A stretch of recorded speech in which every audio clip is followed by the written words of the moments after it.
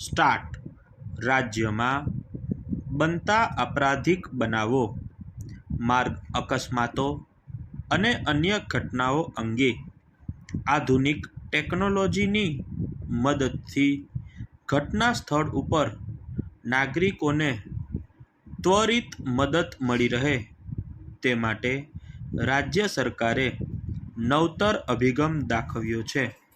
તાજેતરમાં ગાંધીનગરથી 112 હેલ્પલાઇન સહિત અર્બન સેન્ટર, આવાસ અને વાહનોને લોકાર્પિત કરવામાં આવ્યા હતા, જે જન સુરક્ષાના સરકારના હેતુને વધુ સુગમતાથી પાર પાડી શકશે.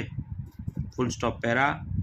કેન્દ્ર સરકારના ગૃહ મંત્રાલયના નિર્દેશાનુસાર રાજ્યના ગૃહ વિભાગ દ્વારા ડાયલ 112 જન રક્ષક પ્રોજેક્ટ તેમજ ગુજરાત પોલીસના નવનિર્મિત મકાનો તથા પોલીસ વાહનોનું કેન્દ્રીય ગૃહમંત્રી શ્રી અમિતભાઈ શાહે, મુખ્યમંત્રી શ્રી ભૂપેન્દ્રભાઈ પટેલ અને ગૃહ રાજ્યમંત્રી શ્રી હર્ષભાઈ સંઘવીની ઉપસ્થિતિમાં ગાંધીનગરથી વિવિધ સુરક્ષાલક્ષી પ્રકલ્પોનું લોકાર્પણ કર્યું હતું, જેમાં ડાયલ 112 જનરક્ષક પ્રોજેક્ટ અંતર્ગત અદ્યતન કોલ સેન્ટર અને 500 જનરક્ષક વાનનું પ્રસ્થાન તેમજ પોલીસની